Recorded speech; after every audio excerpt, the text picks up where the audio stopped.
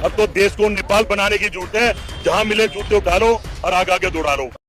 बेरोजगार युवाहरू कोक्रोच जस्तै हुन् भन्ने एउटा सानो कुरो फुस्कियो।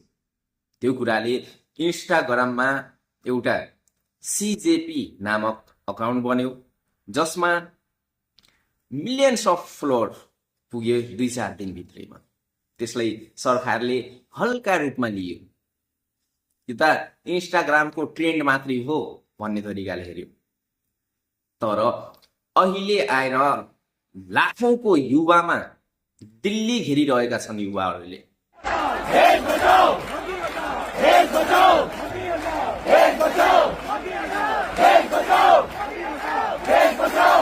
साथीहरू नमस्कार। आज हामी इन्डिया भारतमा भएको प्रोटेस्टको बारेमा कुराकानी गर्नेछौँ। यो कहाँबाट सुरु भयो, कुन रूप लिइरहेको छ र के विषयमा यो चाहिँ प्रोटेस्ट भइरहेको छ। सर्वप्रथम कोक्रोच जनता पार्टीले प्रोटेस्ट गर्नुको मुख्य कारण भनेको नीटको पेपर लिक हुनु। परीक्षा बोर्डमा बारम्बार नीटको पेपर लिक हुँदै गर्दा भारतीय युवकहरूले त्यसको खुलेआम विरोध गरे। शिक्षा मन्त्री धर्मेन्द्र प्रधानको माग गर्दै विरोध सुरु भयो, तर त्यसलाई पनि हल्कामा ल्याइ। आज भोलि आन्दोलन बढ्दै गयो, युवाहरू थपिँदै गए। दिल्लीका मात्रै नभएर दिल्लीका नजिकैका एरियाहरू, पन्जाब, राजस्थान, हरियाणा, यूपी का विभिन्न स्टेटहरूबाट दिल्लीमा भिड जम्मा हुँदै गयो। तर सरकारले वार्ता स्वीकार गरे। त्यसपछि कैयौं सेलिब्रिटी र सोनम वाङचुक जस्ता महान व्यक्ति आएर त्यहाँ धर्नामा सामेल भए। सोनम वाङचुक अनसन बसे। 18 दिन, 19 दिन, 20 दिन अनसन बस्दा पनि सरकारको तर्फबाट कुनै पनि जवाफ आएन।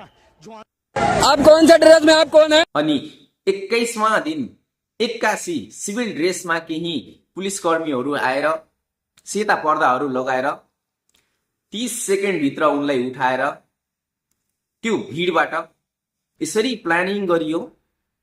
युवाहरू हेरेको हेरे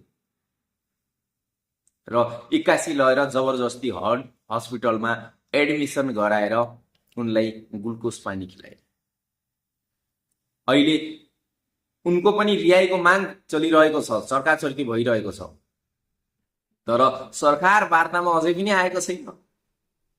के यसले नेपालको जेनजी आन्दोलन जस्तै केही दुर्घटना निम्ति आउने हो?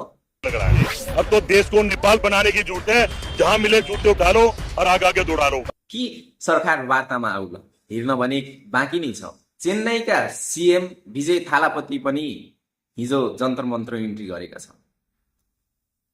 त्यसैगरी हिजो जन्तर मन्त्रबाट सांसद भवनसम्म करिब 10,000 भन्दा माथि युवाहरू पुगेका छन्।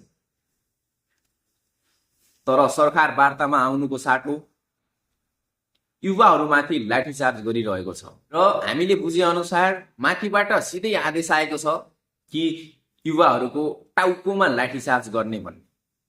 जुन देशमा बेटी बचाओ बेटी पढाओ भनिन्छ, त्यही देशमा साना साना बालिकाहरूको टाउकोमा प्रहार भइरहेको छ र कपडाहरू च्यात्ने, घाँटीमा समात्ने जस्ता घटनाहरू पनि भइरहेका छन्। अब हेर्न भने बाँकी छ। कैयौं युवाहरूले यसलाई नेपालमा घटेको घटना जस्तै आगामी दिनमा घट्ने पनि भनेका छन् भने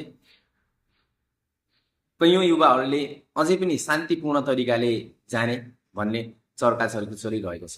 तर सांसद भवन पुग्दै गर्दा दम्ब देखाउने जस्ता काम भइरहेका छन् इन्डिया गभर्नमेन्टको तर्फबाट पनि।